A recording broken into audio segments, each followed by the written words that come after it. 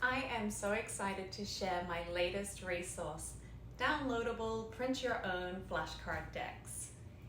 These have been created following my many years working with children of all abilities in the clinical setting, and my themed flashcard decks work. The kids love them because they're engaging and they encourage movement, learning, coping skills, and just plain fun. From dinosaurs to Halloween, each deck includes suggested and themed centering techniques, warm-ups, guided meditation, relaxation, yoga-based movement, and games. Each card in the deck includes multiple yoga-based practices to choose from, meaning you can enjoy a different experience each time you play, and there will always be something that's suitable and accessible for the child you are working with or the setting you are working in. These are highly adaptable tools, and they work in the classroom, hospital, office, or home setting. Download and print on card or paper stock of your choice and enjoy creative, adaptable, and accessible adventures for many years to come with children of all abilities and in all settings. I promise you will not regret adding a set of 2 of these to your resource collection. And keep checking in. I have created a lot of these decks over the many years I worked in the clinical setting with children of all abilities, and I'm slowly updating and releasing them to the public so that all children can benefit from these wonderful tools.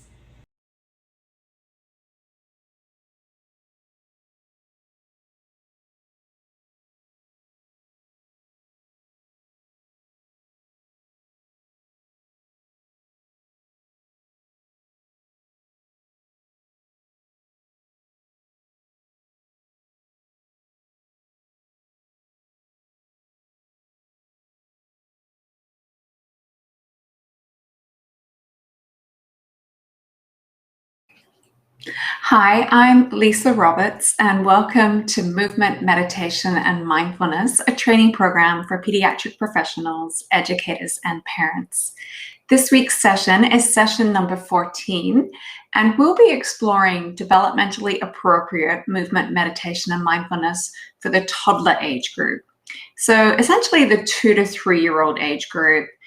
I have taught younger, and often if I'm teaching a group session for 2 to 3-year-olds, you'll get the 18-month-old forward in, and that's okay too.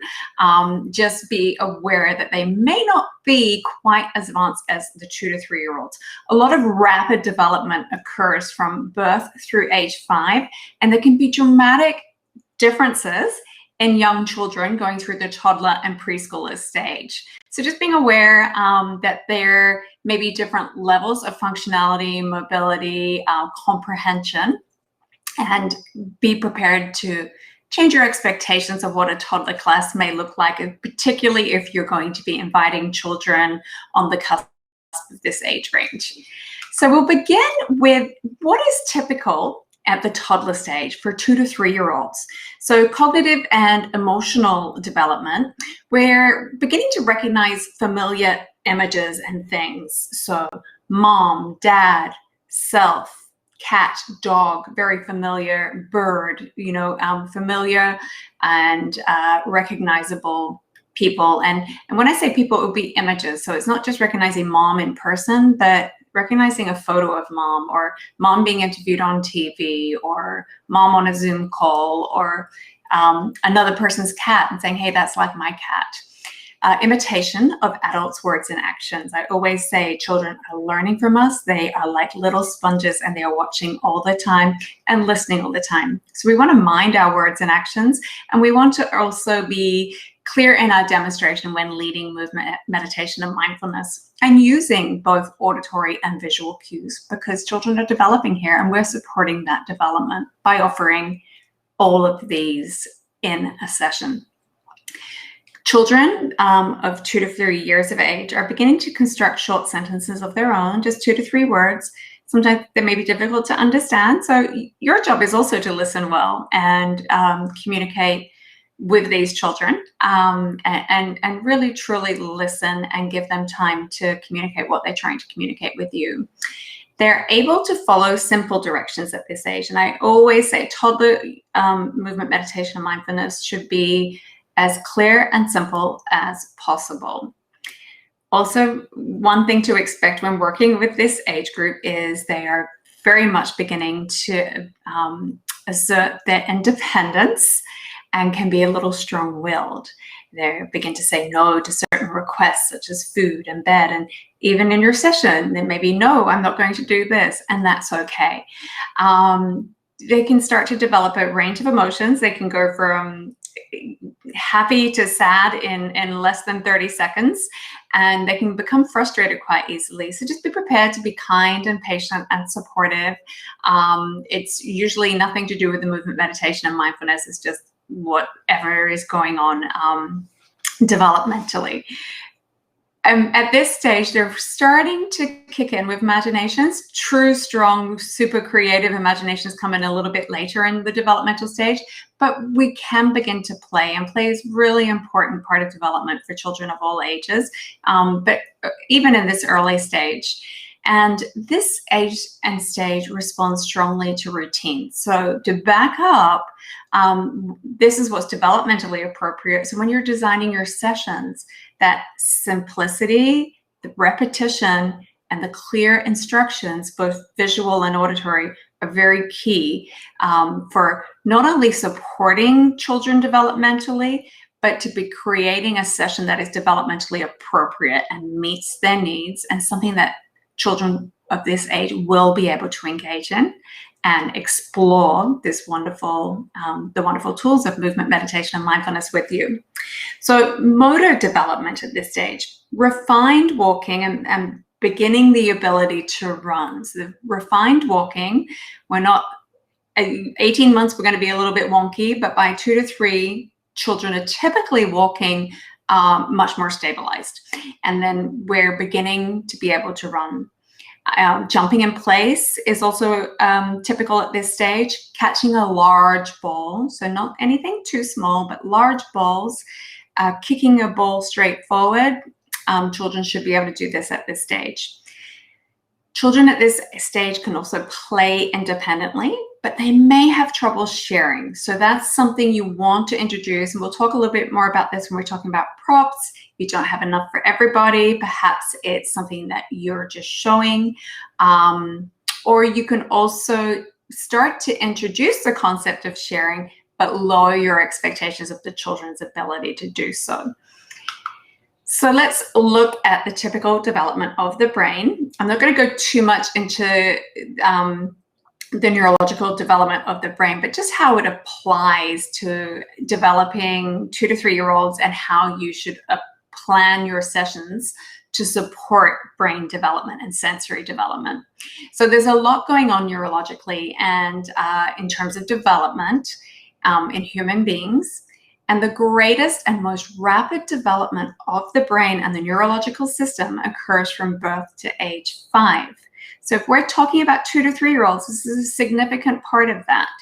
And we're looking at from infant to preschool is a really core part of this development if we're talking about movement, meditation, and mindfulness sessions.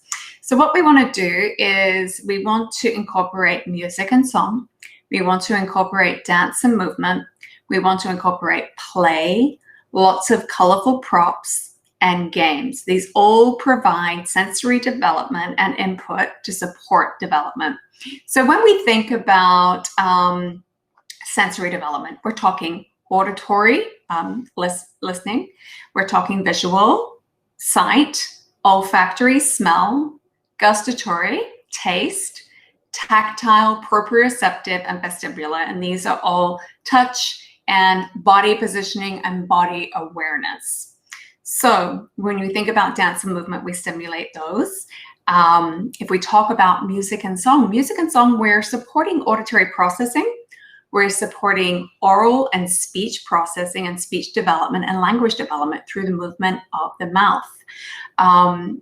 This is all not just music and song, as a matter of fact. If we think of a lot of the breathing techniques we're introducing, they support oral processing and speech and language development as well. So this is all vital for developing communication skills, but I also think of music and song as helpful in supporting that sense of community amongst the peers and connection.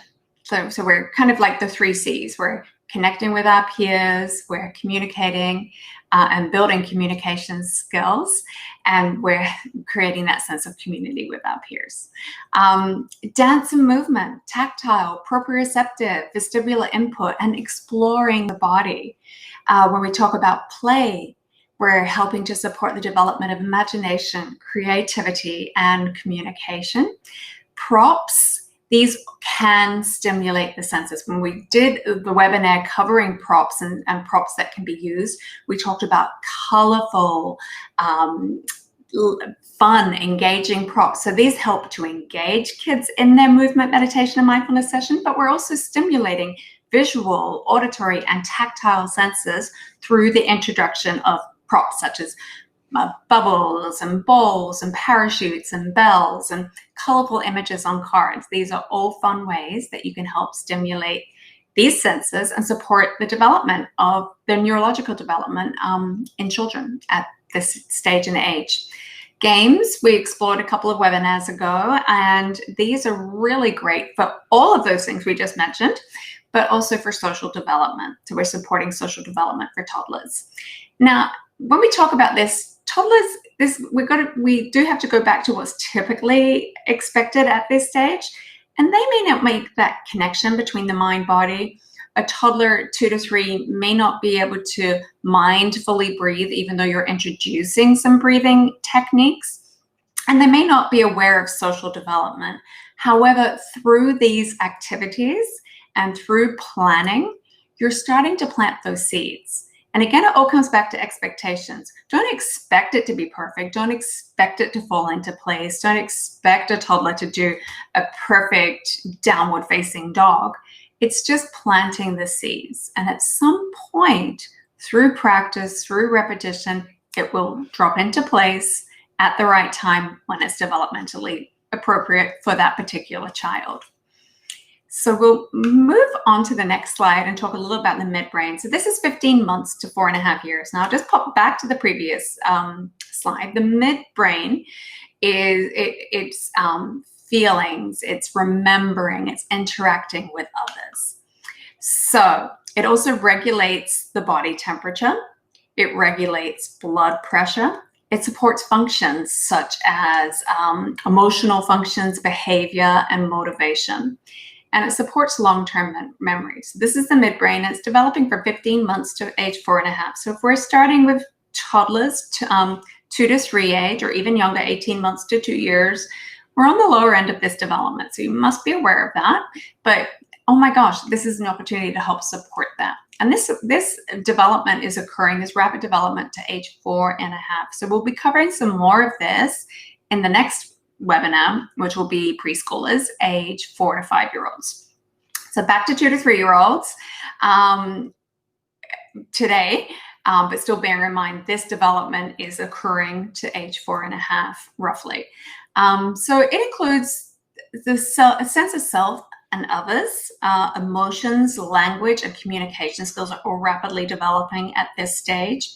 Imagination and memory, social development are all also beginning to occur. So what a great opportunity to support and nurture this development through movement, meditation, and mindfulness, developing wonderful life skills along the way that will carry these kids through their life.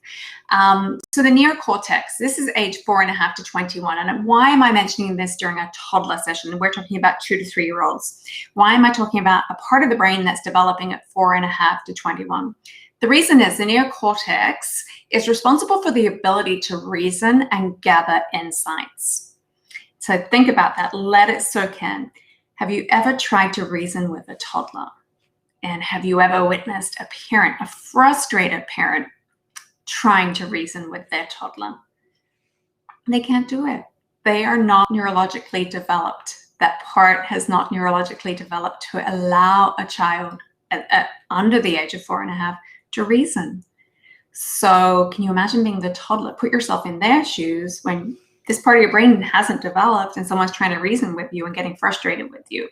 So I think that's a really important point to point out for anyone working with children, especially leading movement, meditation, mindfulness, or any time a class is trying to teach, to be aware. And again, this comes back to being aware of your expectations and truly understanding what's occurring developmentally at each stage when you're working with kids of any age. So that's one just to keep in mind, and it's a very important point. So let's talk about movement, meditation, and mindfulness for the 2 to 3 year age stage. Gosh, I can't speak English today. For the 2 to 3 year old toddler stage, how's that? So we've just talked about what's expected typically at this stage and what is developing. And let's talk about how we can support that development through movement, meditation, and mindfulness. So songs, music, movement, props, these are all imperative. Just think about it. All that movement, all that play, all that stimulation through these tools, which we've talked about in previous webinars, they're all very vital parts of movement, meditation, and mindfulness. Keeping instructions simple. We want to understand where children are developmentally in terms of communication.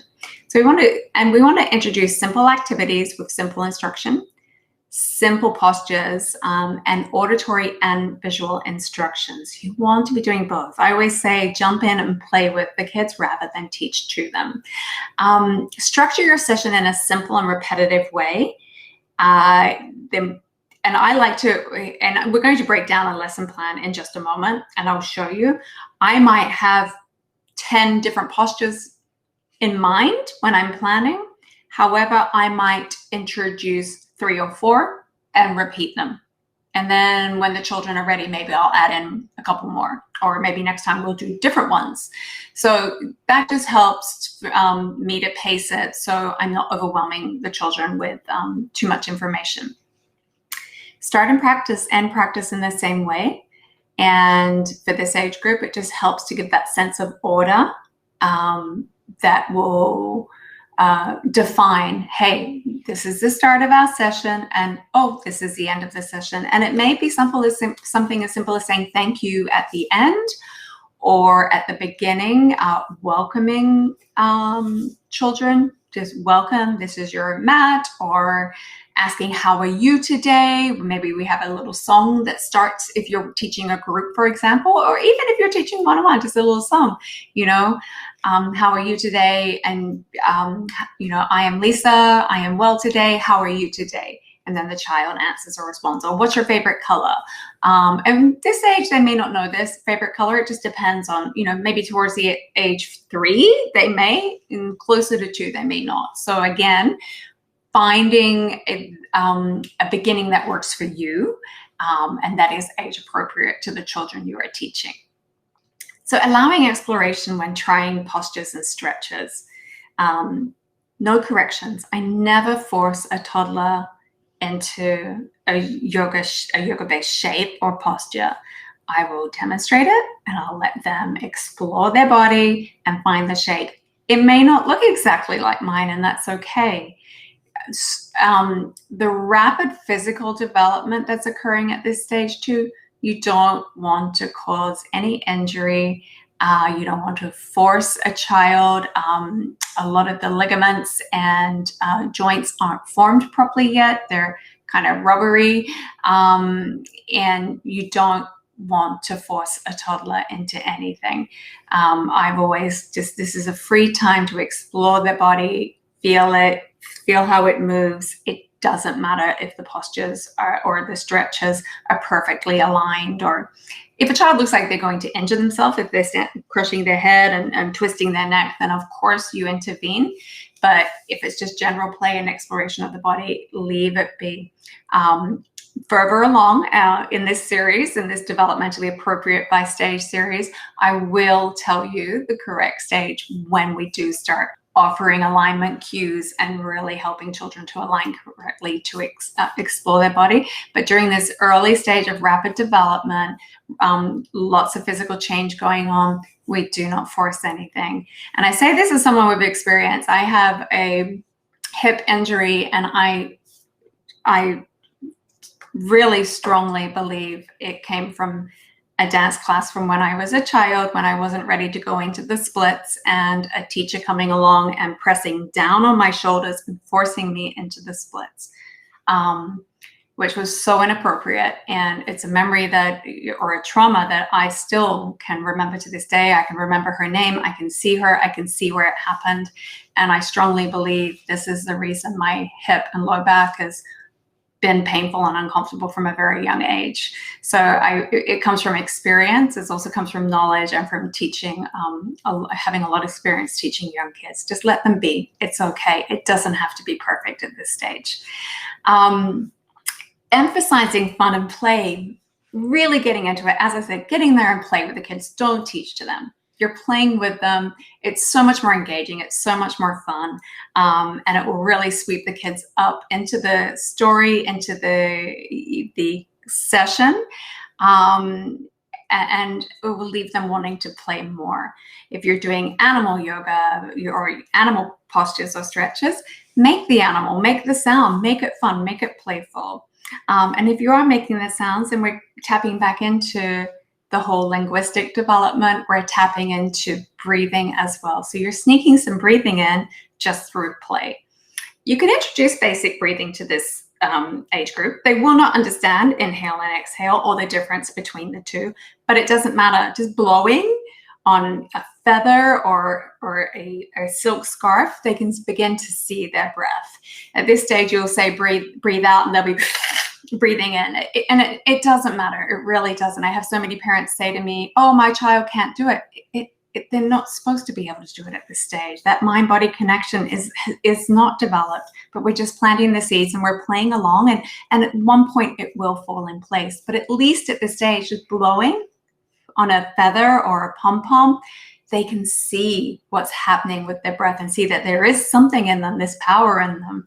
And one day in the future, that's going to drop into place. If you're teaching groups, I highly recommend parental assistance or training an assistant to work with you.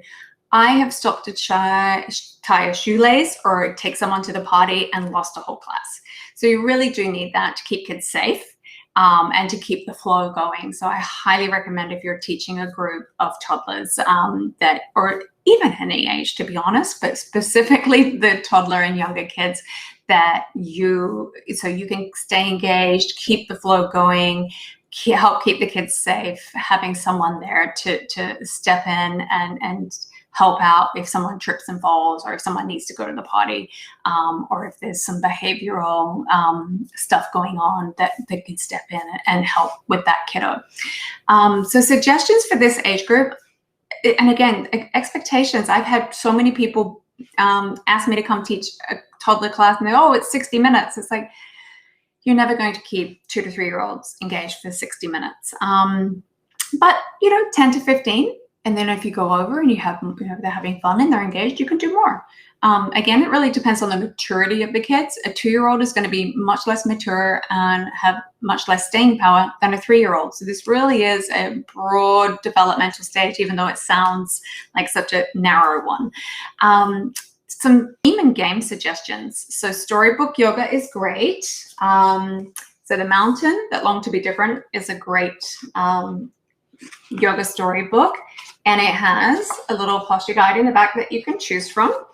But any storybook can become a movement meditation mindfulness session. So here's a favorite of mine. It's Rumble in the Jungle by Giles Andre and David. Oh my goodness, I'm not going to be able to say this. It's illustrated by David Walt.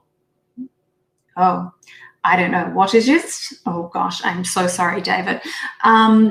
It is a favorite book, and it does have great illustrations in it. Whoops, I'm just getting that on the camera. And you'll see what I do when I do some storybook ones. I'll put a little guide, a little stretching guide on the back. And again, for this age group, maybe I'll just pick 2 or 3, or maybe I'll pick 4. You don't have to do one for each page of the story. Or you can. I have had younger kids, because it is a story and they're all engaged, stay with it from start to end and do all of the little movements that we do for each animal in the story or for each page of the story. So storybook themes work really, really well for this age, and it's nice and engaging. It's also a great segue into relaxation at the end because most kids are familiar with having a storybook read to them before they take a sleep. So you can then introduce a little bit of relaxation. So simple and familiar animal themes are great. Acted out little stories about dogs and cats and birds and things that a kiddo can familiarize quite easily. So maybe not a llama or something that's a little bit more obscure, but perhaps an elephant or a monkey that they may have seen on a trip to the zoo and retained.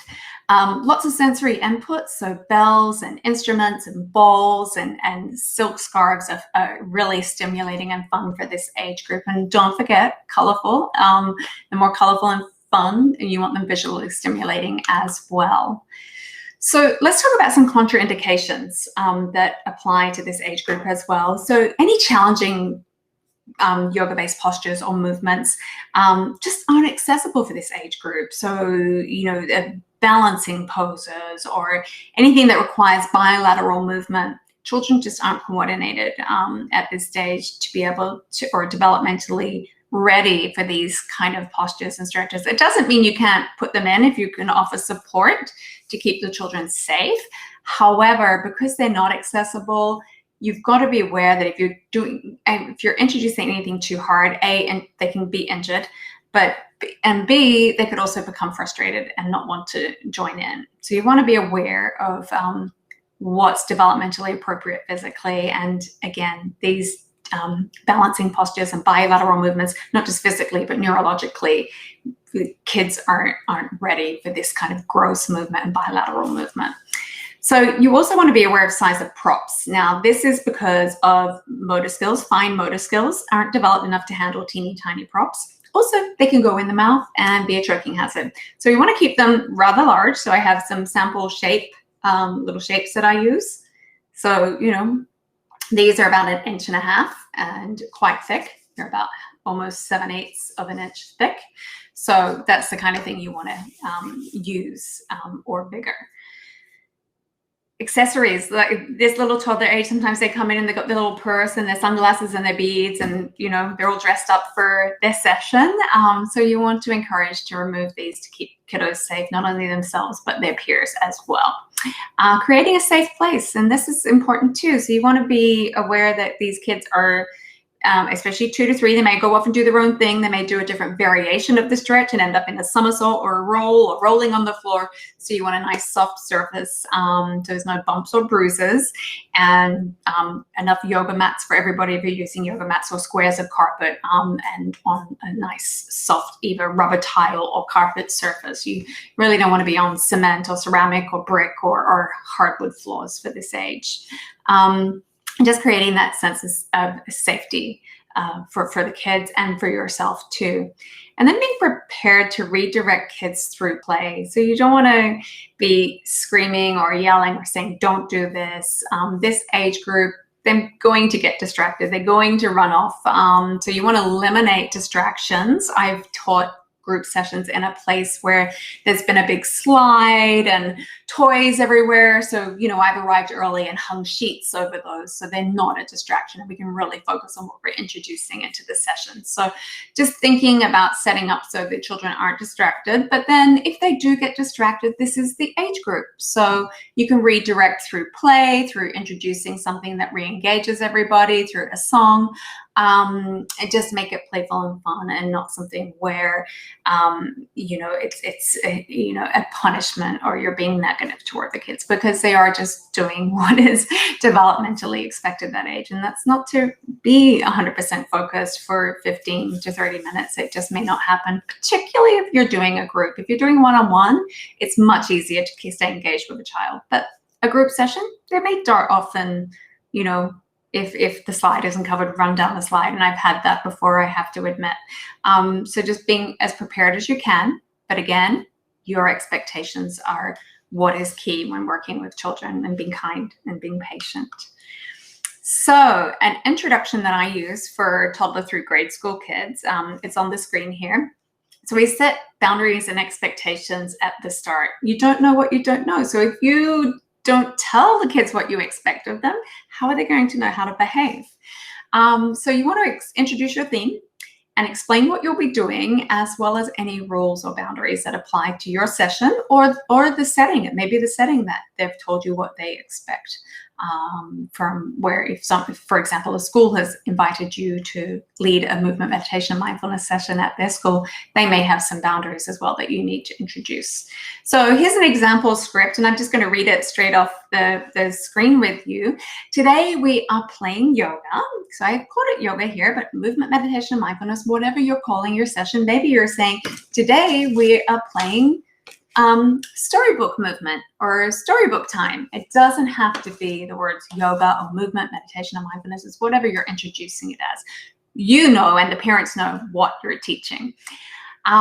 We each have our own mat, if that is the case. Unless we're asked to move around as a group or be a leader, we're going to stay on our own mat and enjoy our own space. We draw our space around our mat, and you encourage kids to do that.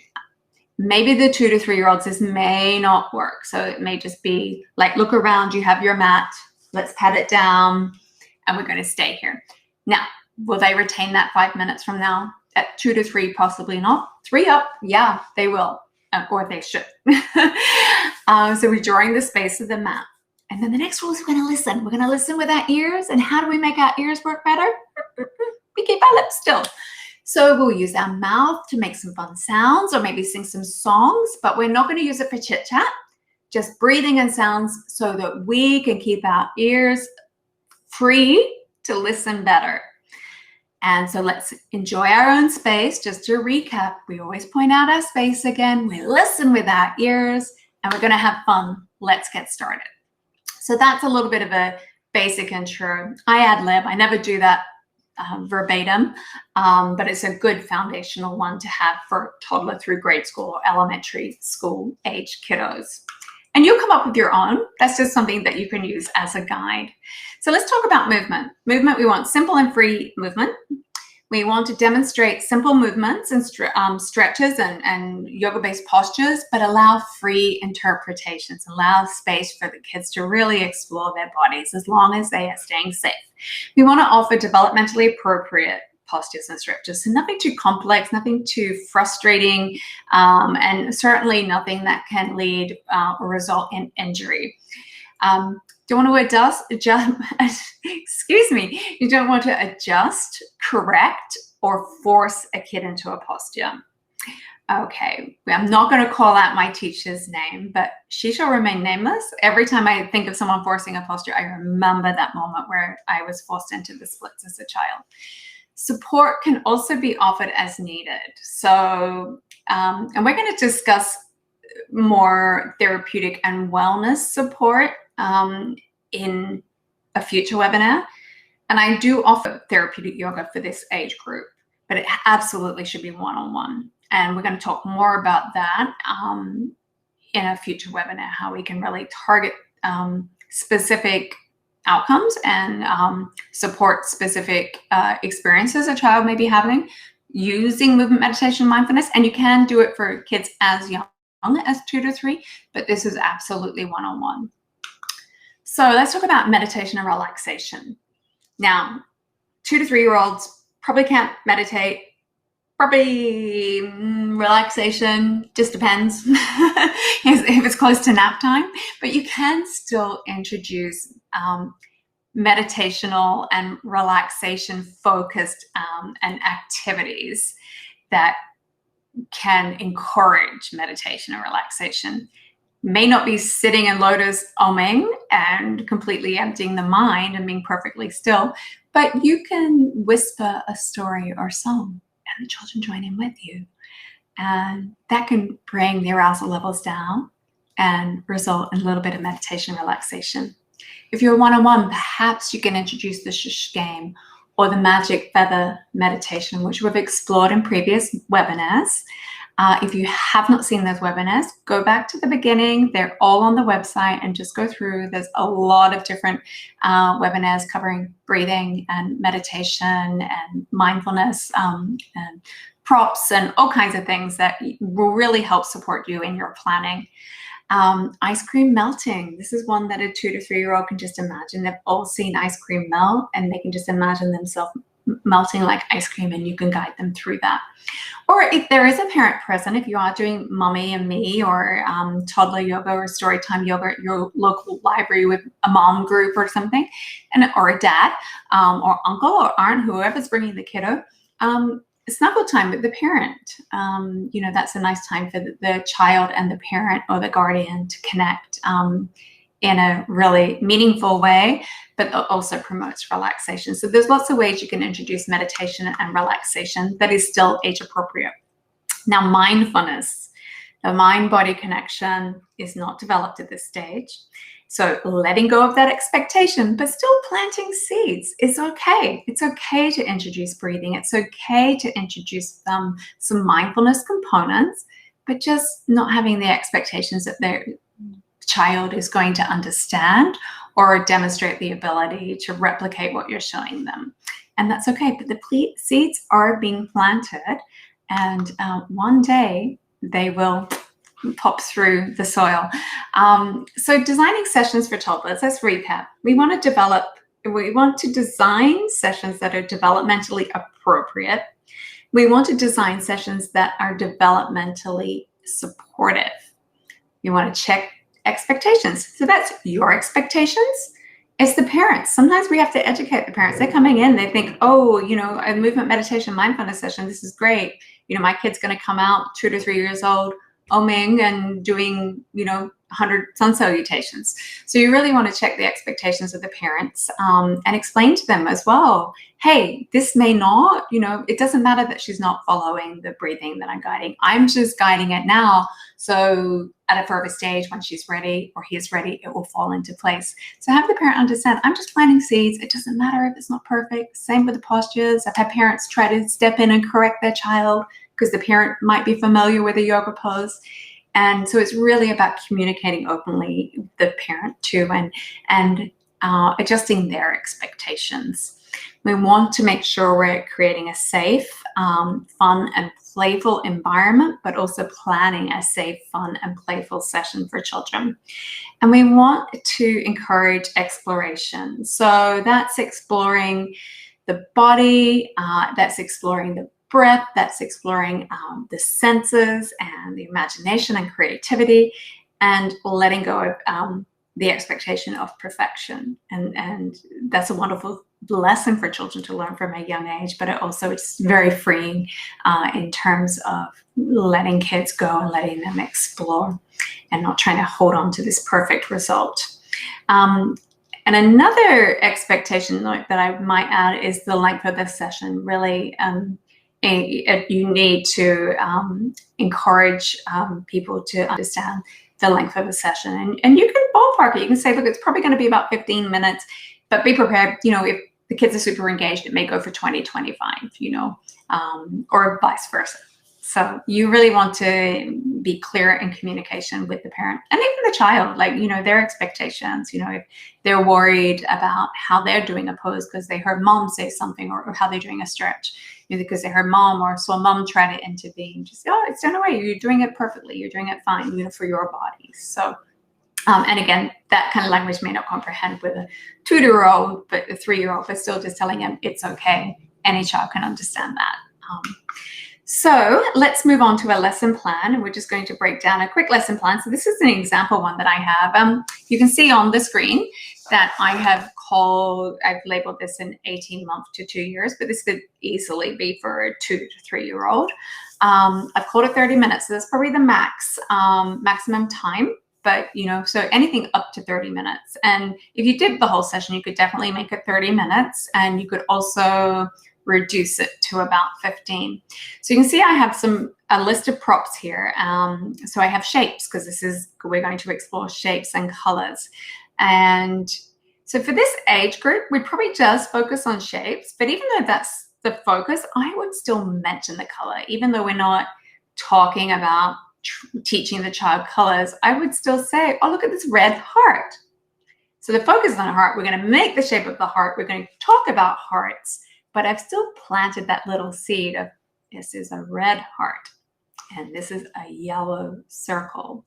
So definitely if you're using colorful props, be mindful to mention the color, but without forcing that this is what the lesson is about. So shapes, we want colorful shapes in images, blocks like I just showed you, or bean bags. So I have purple bean bag, and I have a set of shaped bean bags, and not here, so I can't show them on today's webinar, but I have them in my office, and you can find those at orientaltrading.com. There's some great, and probably most educational stores, or even Target, you could probably find them, or Walmart, but I got mine at Oriental Trading, and it's a great resource for a lot of the props that I use. So this is, this is a purple square. So this is perfect to use in your session. I also have my own cards that I've made. So these are just clip art shapes that I've laminated, ready to show. A heart, a pink heart, and a yellow square. And then these I just picked up in Target in the $1 section. These are Crayola color and shape cards. And I love these. I would laminate them before using them, and this is exactly what I'm talking about. We have a purple triangle. So children at 2 to 3 aren't able to read yet. However, you are. And these can then segue into if you have some older children or children who are able to read but may have other developmental delays, or we're learning to read, we can use this as well. So that's just an example when I talk about props, identifying props on my lesson plan. I have those choices that I can grab and go. So then we're through the intro. So today we're going to explore shapes. Shapes are everywhere. We can even make shapes with our body. But before we do, let's explore some basic shapes. So we're going to start with our square. And so we have a square silk scarf. You'll see in the props, I've said you can sub with Kleenex. So this is just a simple way to introduce exploring the breath. We're just going to, after we talk about this being a square, yellow square, we're talking about making it move. So we're just using the breath to make it move. I'm not even going to talk about the inhale or exhale. So let's blow on it, maybe you will say, to make it move. Whoa, look what you're doing. Look what, maybe I'll say your breath is doing. But again, the child may not retain that that's the inhale or the exhale doing it. And at this point, it really doesn't matter. We're just exploring the breath. To warm up, I would do a mirroring game, maybe dancing with the scarf. Not expecting the child to be coordinated to mirror me, particularly, if I've got it in my left hand, them in their right. Just some very simple movements, or dancing around, waving the scarf, or some free dancing as well. And then I would go through my movement adventure using whichever props I had bought in. So for this is actually, these little blocks are a perfect example, because I had these in a little snack bag already separated out for a class. And so we have a circle, we have a square, we have a star, and we have a heart. So that's perfect. That's 4. So for, especially on the younger side, that's the perfect amount. And so you will see I have a movement adventure, and I have some suggested shapes and body shapes. So I would perhaps lead these 4. And then we would go into meditation and relaxation. And we could do balloon breath, filling up a round balloon, and with the color, or hands to the belly. And again, may not notice the breath in, but do you notice your belly filling up in your hand and emptying out? So let's take a breath in and fill up to our belly, feel the belly, and then breathe out. Now, one-on-one, you could really work with this, because you could watch the child. But if you had parents, or again, an assistant, they could help the child be aware of when the belly is rising and empty out, and placing their little hands on their belly. Or again, just the circle. And can't stress this enough, they may not be coordinating the inhale and exhale, but the movements will still be happening. The rise and fall of the belly, and one day it will fall into place. And that's a mindfulness game. So dancing around and making a shape. That's a good way to support active listening at the end. retention and recollection of the stretches that you did. So we may dance around, and then I say stop, and we'll make a star shape. Now, when I've done this, allowing especially this age to try to recall, usually they're just watching you and waiting to see what you do, and then everyone will do the star. It's not very likely at this stage for a child to retain the stretches that you did, and then to be able to recollect them and redo them in front of you on their own. But that's okay. This is a great way for you to review those shapes, those colors, and the body shapes at the end through a fun game or activity. And that would be it. So you have your movement, you have your meditation or introduction to meditation, you have your breath exploration, and you have your mindfulness or meditation game activity. And that's a perfect little toddler class plan. It's developmentally appropriate and has some options. So you could also revisit this one regularly and introduce new shapes and colors every time you do.